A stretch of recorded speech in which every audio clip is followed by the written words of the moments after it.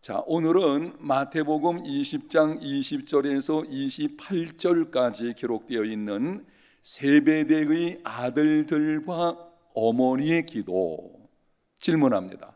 세베대의 아들들이 누구죠? 요한과 야고보입니다. 예수님의 12 제자들 가운데 요한과 야고보가 자기 어머니와 함께 찾아와서 예수님께 간구하는 내용이 오늘 본문에 기록된 것입니다.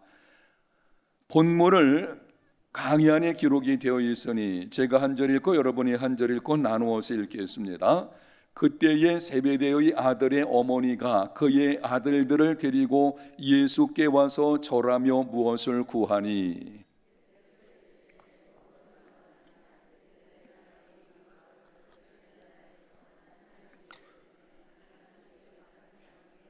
예수께서 대답하여 이르시되 너희는 너희가 구하는 것을 알지 못하는도다. 내가 마시려는 잔을 너희가 마실 수 있느냐?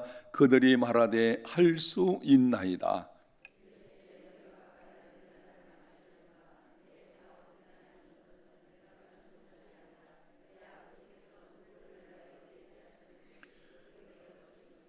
열 제자가 듣고 그 두 형제에 대하여 분이 여기거늘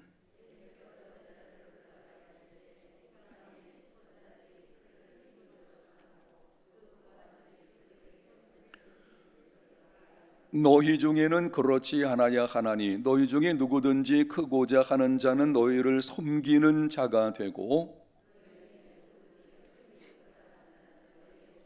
함께 있습니다. 인자가 온 것은 섬김을 받으려 함이 아니라 도리어 섬기려 하고 자기 목숨을 많은 사람의 대속물로 주려 함이니이다. 아멘. 여기 세베대의 아들들과 어머니의 기도를 보게 되면은 5가지의 특징이 있습니다. 첫 번째는 약속의 말씀에 근거하여 기도했습니다. 오늘 본문 앞부분, 이 본문은 20장 내용입니다. 앞부분 19장 내용에 보게 되면은 거기 어떤 사건과 관련해 가지고 예수님께서 이렇게 말씀을 하셨습니다. 마태복음 19장 28절입니다. 예수께서 이르시되 내가 진실로 너희에게 이르노니 세상이 새롭게 되어 인자가 자기 영광의 보좌에 앉을 때에 나를 따르는 너희도 12 보좌에 앉아 이스라엘 12 지파를 뭐하리라? 심판하리라. 예수님께서 이 말씀을 약속을 하셨거든요. 잠시 배경을 말씀드리면 이렇습니다. 여러분이 기억나실 거예요. 어떤 한 부자 청년 관원이 예수님께 나와서 영생의 문제에 관해서 질문했죠. 알고 계시죠?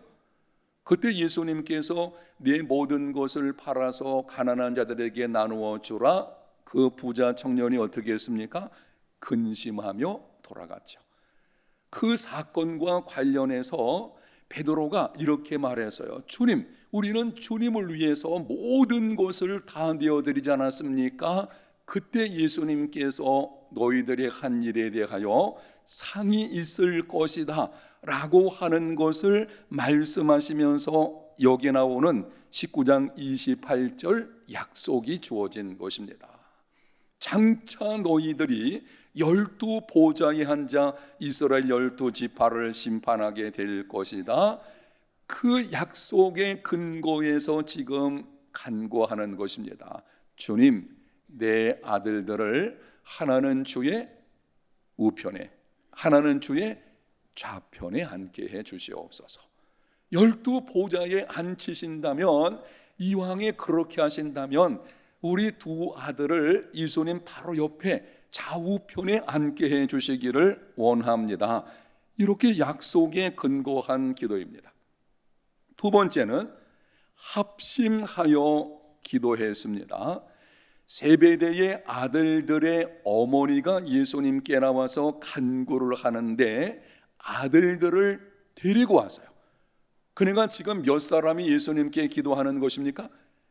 3사람이 마음을 합해가지고 예수님께 간청하고 있는 것입니다. 합심 기도였습니다.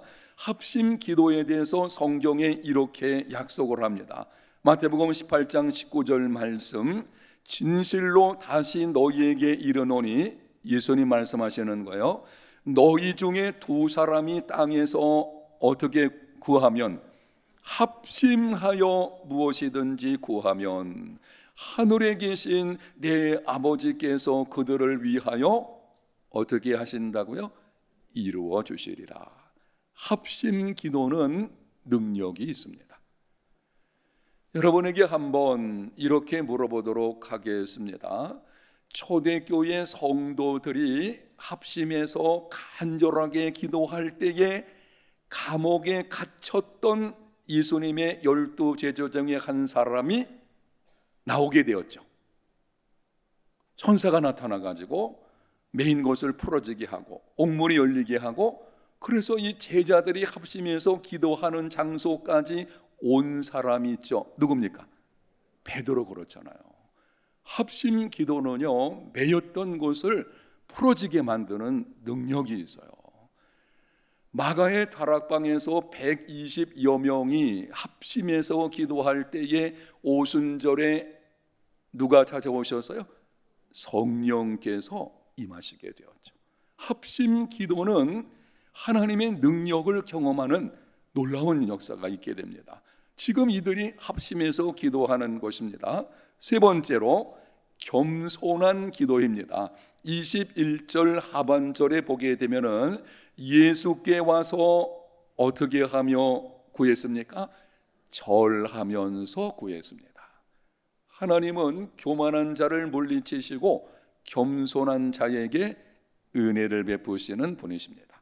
우리는 하나님께 무엇인가 구할 때에 겸손한 자세로 간구해야 할 것입니다. 겸손한 기도였어요. 네 번째로 구체적으로 기도했습니다. 21절에 보게 되면은 이렇게 기도를 합니다. 나의 이 두 아들을 주의 나라에서 하나는 주의 우편에 하나는 주의 좌편에 앉게 하옵소서. 아주 명확한 기도였습니다. 여러분 잠깐만 앞을 좀 보시면 이렇습니다. 세베대의 아들들의 어머니가 찾아와 가지고 주님 내 아들 축복해 주세요, 그렇게 기도하지 않았어요. 장차 주님 나라 임하실 때에 주님께서 내 아들에게 큰 축복을 주시기를 원합니다, 이렇게 간구한 것이 아니에요. 아주 구체적으로 하나는 어디에? 우편에, 하나는 좌편에. 아주 명확한 기도, 이게 바른 기도입니다.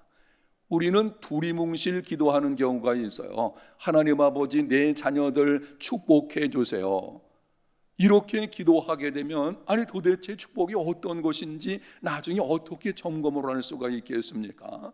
바른 기도는 응답을 확인할 수 있는 기도입니다.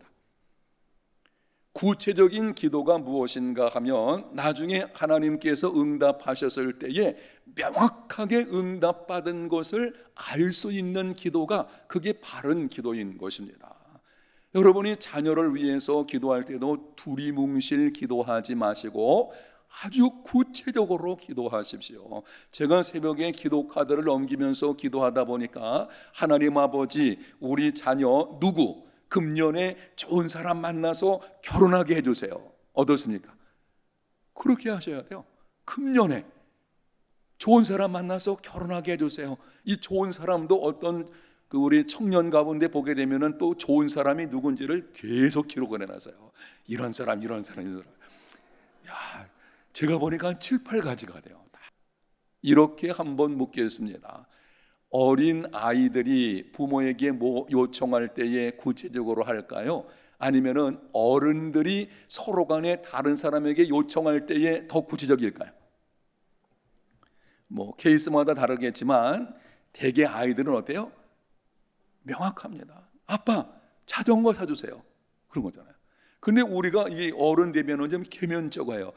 이거 부탁을 하면 뭐 계면적으니까 조금 두리뭉실하게 하는 경우들이 있어요. 기도는 그렇지 않습니다. 아주 구체적으로 기도하는 것이 필요합니다. 이들은 구체적으로 기도해서요. 다섯 번째, 예수님께서 능히 이루어 주실 줄 무엇으로? 믿음으로 기도해서요. 예수님 말씀하셨거든요. 장차 12 보좌에 앉아서 너희가 심판하게 될 것이다. 이들은 그거를 믿었어요. 아, 예수님은 반드시 그렇게 하실 거야. 그 믿음을 가지고 있었어요. 그 믿음 가지고 기도합니다. 히브리서 11장 6절에 이렇게 말씀을 합니다.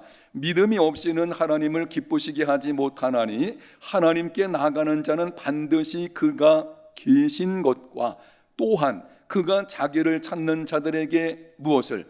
상 주시는 이심을 뭐하여 할지니라? 믿어야 할지니라. 세베대의 아들들과 어머니는 이 믿음이 있었어요. 주님께 구하면 상 주실 것이다. 그리고 우리 주님은 우리가 구하는 것을 능히 이루실 만큼 전능하신 분이시다. 그 믿음을 가지고 있는 것을 보게 됩니다. 여러분 생각해 보세요. 여기 5가지가 있는데 약속의 말씀에 근거하여 합심하여 겸손한 자세로 구체적으로 거기다가 무엇으로? 믿음으로 구해서요. 그러면은 이런 기도는 정말 응답 받아야 마땅하지 않겠습니까? 그런데 예수님의 응답이 그 다음에 나온 것을 보게 되는데 예수님께서 이렇게 말씀을 하십니다. 22절과 23절 기록된 것을 함께 읽겠습니다. 예수께서 대답하여 이르시되 너희는 너희가 구하는 것을 알지 못하는도다. 내가 마시려는 잔을 너희가 마실 수 있느냐? 그들이 말하되 할 수 있나이다. 이르시되 너희가 과연 내 잔을 마시려니와 내 좌우편에 앉는 것은 내가 주는 것이 아니라 내 아버지께서 누구를 위하여 예비하셨든지 그들이 얻을 것이니라. 자, 예수님께서 예라고 응답하셨어요? 아니요 라고 하셨어요. 안 된다는 거예요. 아니 5가지 특징을 가지고 있어요. 어떤 면에서는 우리가 하나님께 기도하는 것보다 이 여기 3사람은요 정말 기도의 방법을 알고 있어서요. 그리고 그 방법을 따라서 응답받기에 충분할 만한 그렇게 보이는 기도를 하고 있는 것입니다.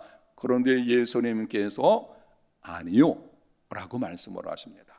안 된다고 하시는 것입니다. 이유가 무엇입니까? 정말 응답 받을 만한 기도인데도 이 문제가 해결되지 않으면 응답 받을 수 없다고 하는 것입니다. 예수님께서 뭐라고 말씀을 하십니까? 거기 22절, 23절을 다시 보는데요. 22절 먼저 봅니다. 예수께서 대답하여 이르시되 너희는 너희가 구하는 것을 알지 못하는도다. 거기 줄 쳐놓으세요. 이거는 줄을 한 3줄 정도 쳐놔야 돼요. 밑줄 쫙 여러분이 한 3줄 정도 쳐놓을 정도로 아주 중요한 내용인데요. 너희는 너희가 구하는 것을 알지 못하는도다. 자, 여러분에게 설명을 드릴 테니까 잘 들어보십시오. 지금 세베대의 아들들과 그 어머니가 하나는 주의 우편에 하나는 주의 좌편에 앉게 하여 주옵소서라고 기도했는데 예수님 말씀은 이겁니다.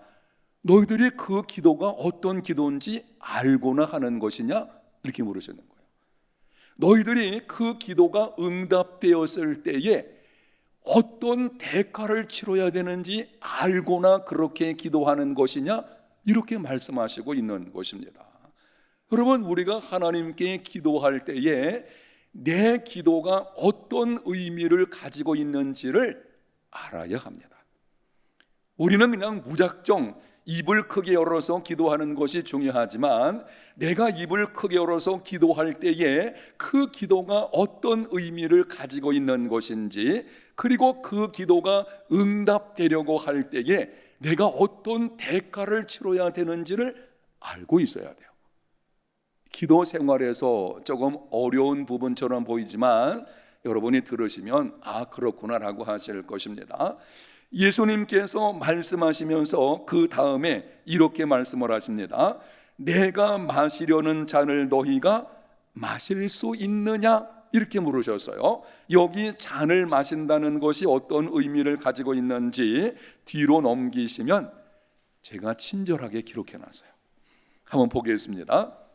성경은 사람이 인생에서 당하는 운명을 무엇을 마신다?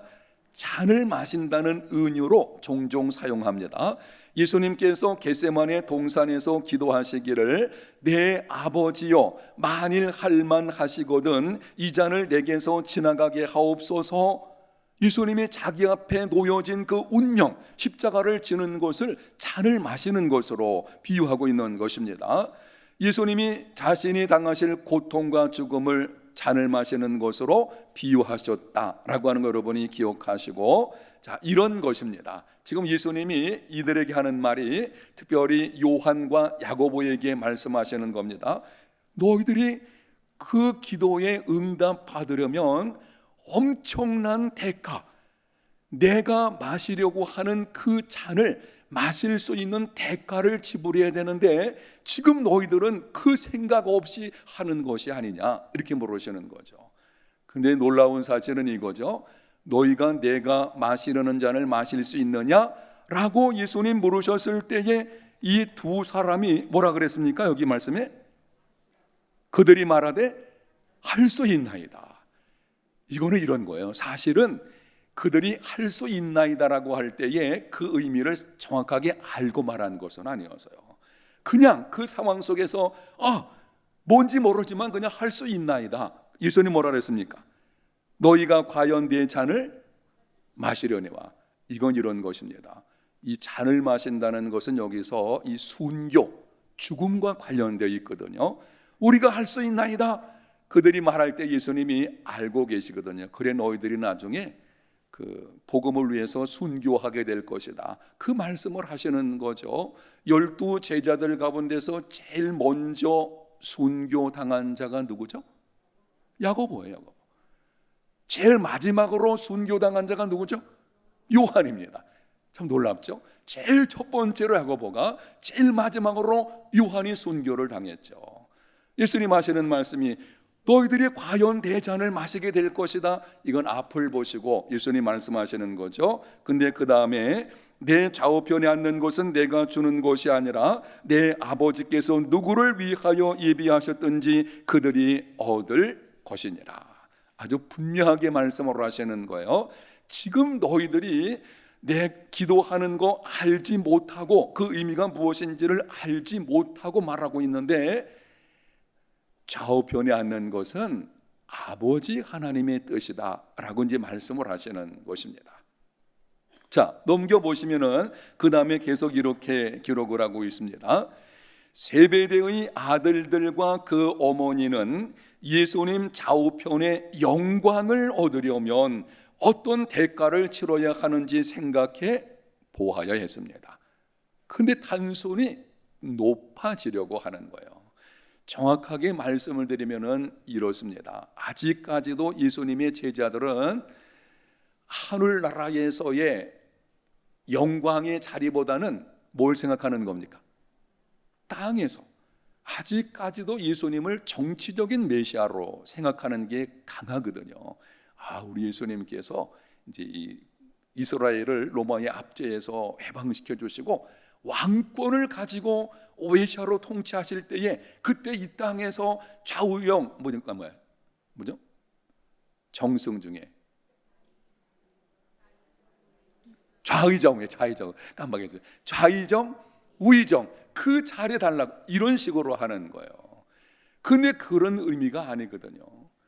예수님께서는 너희들이 지금 착각하고 있는다는 것이죠. 세상에서 영광을 얻으려고 지금 그렇게 간구하고 있는데 그 자리는 하나님께서 주시는 것인데 그 자리는 어떤 대가를 치러야 되는지 너희들이 과연 알고 있느냐라고 하는 것이죠.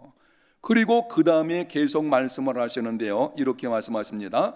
으뜸되고자 하는 제자들에게 예수님께서 말씀하시기를 25절에서 27절까지죠. 한번 읽겠습니다. 예수께서 제자들을 불러다가 이르시되 이방인의 집권자들이 그들을 임의로 주관하고 그 고관들이 그들에게 권세를 부리는 줄을 너희가 알거니와 너희 중에는 그렇지 아니하니 너희 중에 누구든지 크고자 하는 자는 너희를 섬기는 자가 되고 너희 중에 누구든지 으뜸이 되고자 하는 자는 너희 종이 되어야 하리라. 요한과 야고보는 으뜸 되려고 간구하는 거예요. 큰 자리, 높은 자리 내게 주시면 좋겠습니다. 예수님의 응답은 뭐예요? 너가 그런 자리를 원하느냐? 그러면 어디로 내려가라고요? 종의 자리로 내려가라는 것입니다. 섬김의 대가를 치러야 되는 것이죠. 종으로서의 대가를 치러야 될 그 마음이 없이 지금 구하고 있는 것입니다. 조금 정리해서 말씀드리면 이렇습니다. 요한과 야고보가 높은 자리를 내게 주시옵소서, 그렇게 기도한다면 그 기도에는 의미가 있어요. 하나님 나라에서 그 기도는 종의 자리로 내려가서 섬기겠다는 의미가 함께 포함되어져 있는 것입니다. 하나님 나라 원리는 그렇거든요. 그런데 그거를 생각하지 않고 그저 이방인의 집권자들처럼 높은 권세만 생각한다고 하니 예수님께서 아니요, 이렇게 말씀을 하시는 것입니다. 그 다음에는 이렇게 기록을 합니다. 우리는 기도할 때에 기도가 응답됨에 있어서 내가 먼저 사용될 준비가 되어 있어야 합니다. 그 줄쳐놓으세요. 내가 먼저 사용될 준비 줄쳐놓으시고, 많은 경우에 하나님께서는 기도하는 나를 통하여 일을 이루시기 원하십니다. 그러므로 우리는 기도할 때에 내가 기도하는 그 문제에 하나님께서 원하신다면 내가 뛰어들어 하겠다는 자세를 가지고 해야 합니다. 이 말씀은 이런 거예요. 대가를 치를 각오가 되어 있어야 돼요. 높은 자리에 올라가려고 하느냐? 그러면은 그렇게 되기까지 나를 내어주는 대가가 있어야 돼요. 근데 우리는 이런 방식으로 대기합니다. 여러분이 한번 주목해서 들어보십시오. 하나님, 나 이렇게 해주세요. 그리고는 내가 뭘 해야 되는 것인지, 내가 치러야 될까는 생각하지 않습니다. 그냥 그 내가 원하는 것만 목적으로 삼고 있는 것이지, 그렇게 되기까지 내가 치러야 하는 대가가 있어요. 의미가 있는 거예요. 이 기도가 어떤 의미를 가지고 있는지, 거기에 대해서 내가 어떤 삶을 살아야 될 것인지라고 하는 것을 깊이 생각하고서 기도해야 하는 것입니다. 그렇지 않으면 엉뚱한 일이 벌어지게 돼요. 거기 예가 몇 가지 있는데요, 실례를 통해서 여러분이 이해하기 쉬울 것입니다. 거기 허드슨 테일러 경우는 여러분 읽어보시면 됩니다. 그냥 실례 첫 번째로 거기 내용 보면은, 선교사들이 물질적으로 어려움을 당하지 않도록 기도한다면, 여러분 기도하는 경우 있죠. 자, 이건 쓸 거 없이 그냥 저를 보십시오. 여러분이 잘 들어보셔야 됩니다. 하나님 아버지, 우리 교회에서 파송한 선교사님들 물질적으로 어렵지 않게 도와주세요. 때를 따라 물질을 필요한 것을 공급해 주세요 라고 기도한다면 그 기도에는 의미가 있어요. 어떤 의미가 있습니까? 하나님께서 원하시면 누가? 내가 먼저 그를 위해서 물질을 보내겠습니다. 그게 거기에 포함되어 있는 것입니다. 근데 우리는 이런 방식으로 하는 거예요. 고통 가운데 있는 사람을 기도할 때에 그 기도가 응답됨에 있어서 내가 치러야 하는 대가는 생각하지 않고 그냥 다 다른 사람이 해주기 원하는 거예요. 하나님, 어려운 가운데서 구원해 주세요. 나는 기도 한마디 하지, 그리고 다른 사람이 그 문제 해결해 주기로. 안 해요. 그거는 바른 기도가 아닌 것입니다.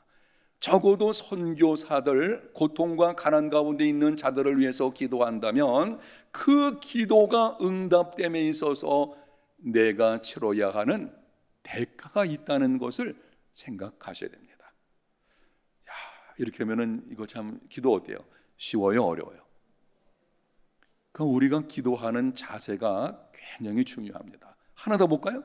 사업의 번창을 위해서 기도한다면 이런 거죠. 하나님 아버지, 우리 가정에서 경영하는 사업장 번창하게 해주세요. 30배, 60배, 몇 배 100배의 복을 주시옵소서. 괜찮습니다. 기도할 수 있어요. 이왕에 복을 주시려거든 정말 차고 넘치게 해주세요 라고 기도한다면 그 기도의 의미가 무엇인지를 알고 있어야 돼요. 생각해 보세요. 그 기도가 응답되어 가지고 엄청난 재물을 얻게 되었다. 그럼 어때요? 거기에 대한 책임질 수 있어야 돼요. 책임질 각오가 없는 이 기도는 절대 하나님 응답하지 않습니다. 아니, 감당할 만한 분량이 안 되는데 하나님이 주시겠어요?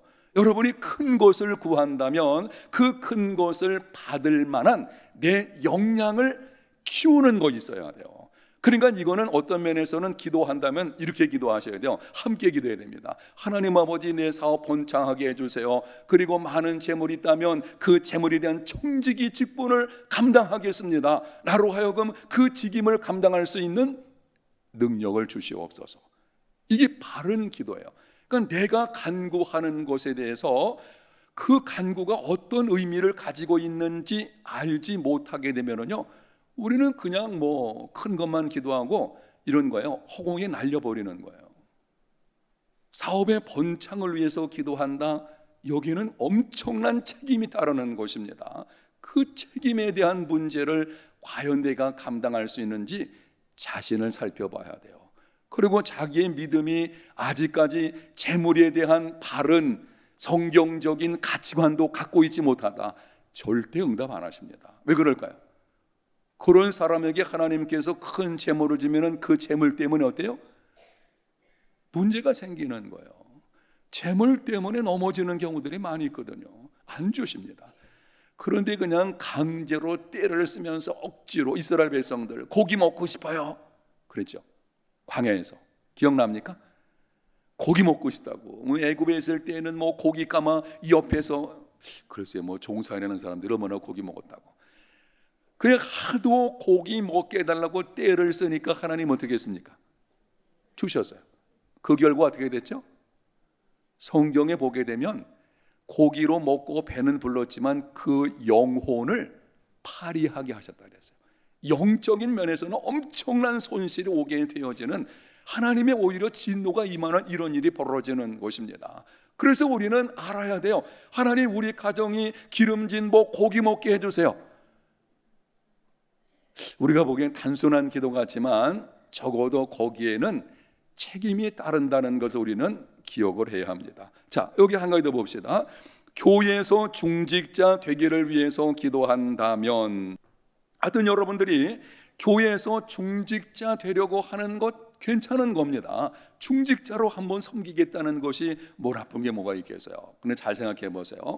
하나님, 나 교회에서 중요한 직분을 맡게 해주세요 라고 기도한다면 그 기도에는 분명한 의미와 거기에 대한 책임이 있는데 뭘까요? 중직은 어떤 직분이에요? 섬김의 직분이거든요. 섬길 마음이 없이 중직 주세요, 하나님 응답 안 하십니다. 그런데 이런 경우 있어요. 섬길 마음은 없는데 교회의 직분이 마치 계급적인 거로 생각해서 내가 그 정도는 돼야지, 이런 거죠. 내가 뭐 수십 년 교회 다녔는데 내가 좀 교회에서 중직 받아야 되지 않겠나, 이런 개인적인 생각이라든지 아니면은 계급적으로 생각해서 접근해 가지고 막 간구했는데 섬길 마음이 없어요. 그래도 어떻게 되다가 될 수는 있어요. 어떻게 됩니까? 인간 관계 속에 되어질 수 있어요. 문제는 여기 있습니다. 그렇게 직분 받으면은요, 이해하고 들으십시오. 무리만 중직자 돼요. 문제가 생기는 거예요. 섬기지 않습니다. 기도하지 않습니다. 그러다 보면은 교회 그냥 중직자는 많은데 실제로 기도의 자리에 나와 있지도 않은 일이 벌어지게 되죠. 이렇게 된다면 그 교회가 어떤 일이 벌어지겠습니까? 이런 경우들이 있다는 것입니다.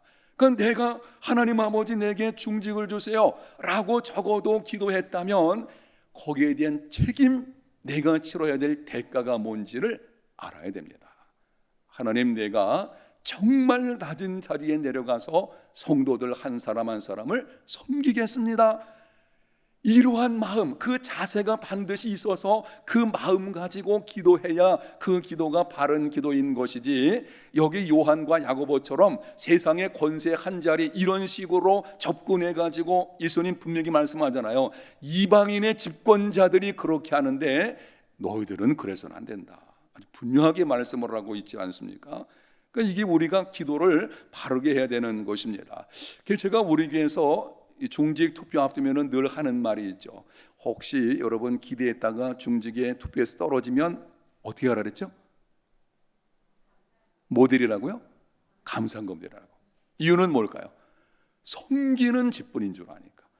섬김이라는 것은 이게 쉬운 일이 아니잖아요. 낮은 자리, 종의 자리로 내려가야 되는 거예요. 교회에서 직분은 어깨심 주는 거 아닙니다. 내가 종의 자리로 내려가서 주님이 성육신 정신으로, 성육신 그 자체이시죠, 그렇게 우리를 섬기신 것처럼 그렇게 하겠다는 것이거든요.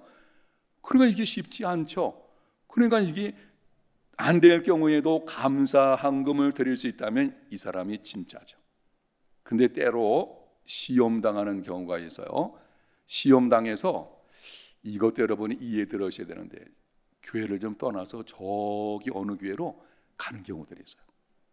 몇 사람 있어요? 우리 교회도 있었어요. 있었죠. 그러면은 제가 그냥 이런 생각이 들어요. 그래, 그냥 뭐 어떻게 붙잡을 수는 없겠고, 뭐 그렇게 가는 건 붙잡기 어렵잖아요. 그거는 처음부터 출발이 잘못된 것입니다. 정말 우리가 기도한다면 그 기도의 의미, 그리고 그 기도가 응답됨에 있어서 어떤 대가를 치러야 되는지를 알고 기도해야 돼요.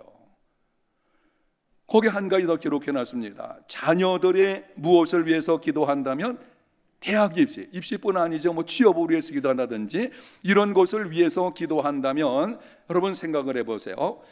지금 자녀가 교회도 제대로 안 나와요. 믿음 생활 엉망이에요. 심지어는 주일날, 야, 너 고3이니까 예배 참석하지 말고 학원 가라. 그래서 학원을 보내고 있어요. 그리고 부모는 나와가지고 하나님 내 자녀 대학에 입학하게 해주세요. 하나님 어떠실까요? 그 기도는 잘못된 겁니다. 그거는 응답 받을 리가 없어요.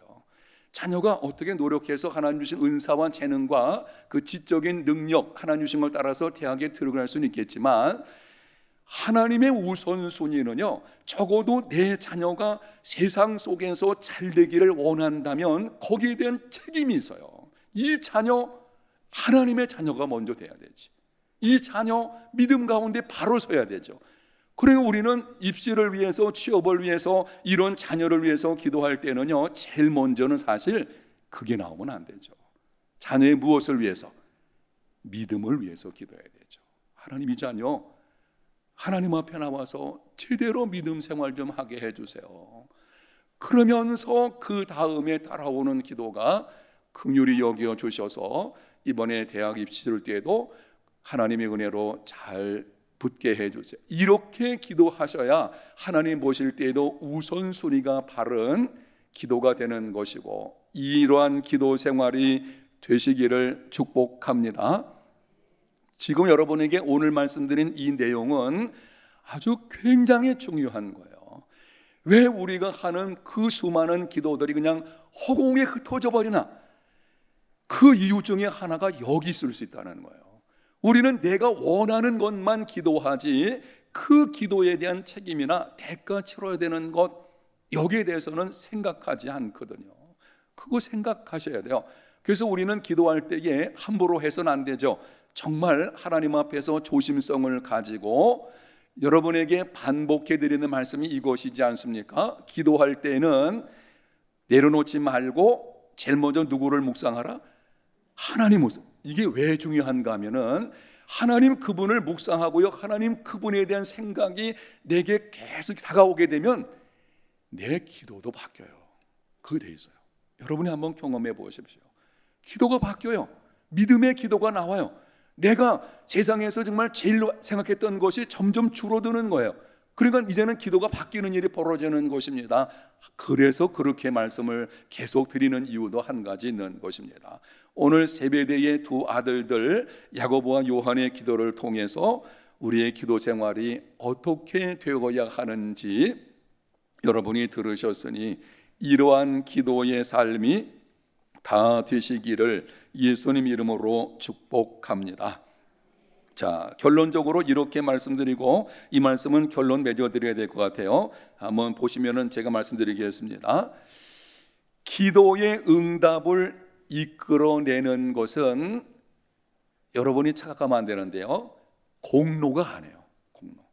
우리는 자꾸 공로를 생각해요. 기도 많이 하면, 이 기도를 쌓으면 자꾸 기도의 공로를 생각하는데, 기도는 그것 자체가 따라합니다.